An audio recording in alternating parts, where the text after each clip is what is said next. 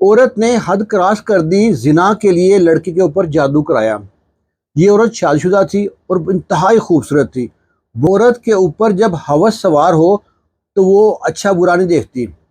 اس شادی شدہ عورت کو ایک لڑکا پسند آ گیا، اور لڑکا انتہائی نمازی پرہیزگار اللہ لوگ بندہ تھا، بہت سیدھا آدمی تھا لیکن گبرو جوان تھا۔ بس عورت کی نظر اس پر آ گئی۔ اس عورت نے پیغام بھیجا اس لڑکے کو کہ میں تم سے ملنا چاہتی ہوں، اس جگہ پہ فلاں وقت مجھ کو آ کے مل، ورنہ تیرا انجام اچھا نہیں ہوگا۔ میں تم سے پیار کرتی ہوں، میں پیار میں جان لے بھی سکتی ہوں اور پیار میں جان دے بھی سکتی ہوں۔ جب لڑکے نے خط پڑھا تو بڑا پریشان ہو گیا۔ اس نے میرے دوست کو خط پڑھایا۔ وہ خط پڑھنے کے بعد کہتا ہے، میرے بھائی تو سیدھا آدمی ہے، یہ عورت زانیہ عورت ہے، جس کا دل چاہے اس سے زنا کرتی ہے۔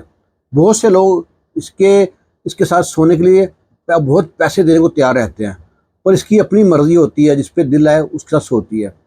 اب تو اس سے بچ کے رہنا، ورنہ تیری زندگی اور آخرت دونوں برباد کر دے گی۔ اس کا دوست مشورہ دے کے چلا گیا۔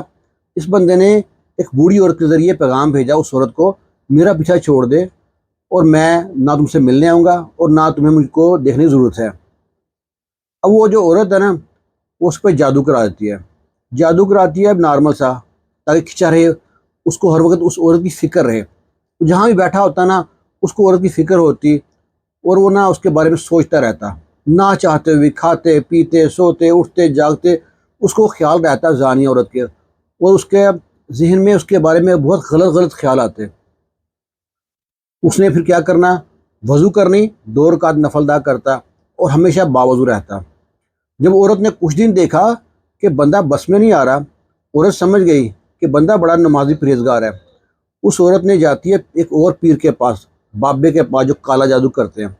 اسے کہتی ہے یا تو وہ میرا ہو جائے یا دنیا میں نہ رہے، ایسا عمل کر دے۔ وہ کہتا ہے ایسا عمل تمہاری ناف کے اوپر ہوگا، میں تمہاری ناف کے اندر ایک تعویذ لکھ دوں گا، جب تک تمہارے ساتھ ہم بستری کرنے کے بعد تم سے اس کو اولاد نہیں ہوگی تب تک اثر ختم نہیں ہوگا، یا وہ تمہارا ہو کے رہے گا یا وہ دنیا فانی سے کوچ کر جائے گا۔ عورت بڑی خوش۔ اب وہ کیا کرے گا، کیسے بچے گا مجھ سے؟ اس نے جناب اس پہ جادو کرا دیا۔ اب لڑکا کہیں بیٹھا ہوتا، بھاگتا چیختا چلاتا، اور نہ اس نے سارے کام چھوڑ کے گھر میں آ کے بیٹھ گیا۔ قرآن پڑھتا، وضو کرتا، نماز پڑھتا، ہر وقت عجیب سا ہو گیا۔ اس کے ماں باپ کہتے ہیں بیٹا کیا ہو گیا؟ اپنے ماں باپ سے کہتا ہے مجھ کو جو زنجیروں سے باندھ دے۔ وہ کہتے ہیں بیٹا کیوں باندھے زنجیروں سے؟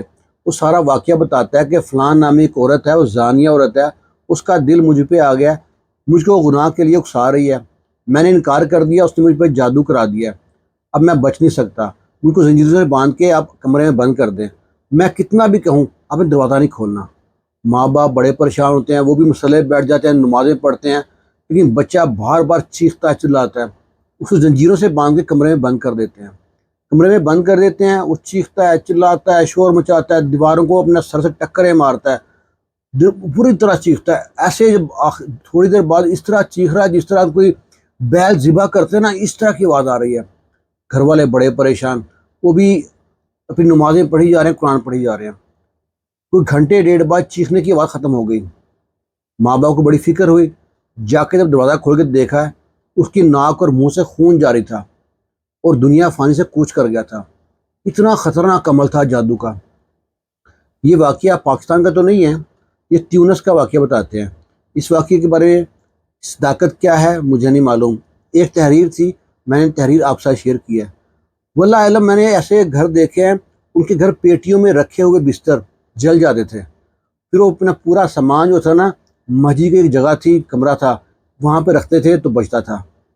پتہ نہیں کیسا لوگ جادو کرتے ہیں، کسی انتقام لینے کے لیے رشتہ دار بدلہ لیتے ہیں۔ یہ تو عورت ہوس کی پجارن تھی، اس کا دل اس لڑکے پہ آ گیا تھا، اس کو لڑکا چاہیے تو چاہیے، نہیں ملا تو اس نے اس پہ کتنا غلط عمل کرا دیا۔ اللہ تعالیٰ اس طرح کے لوگوں سے ہم لوگوں کو سب کو محفوظ رکھے، خوش رہیں، شاد رہیں، آباد رہیں۔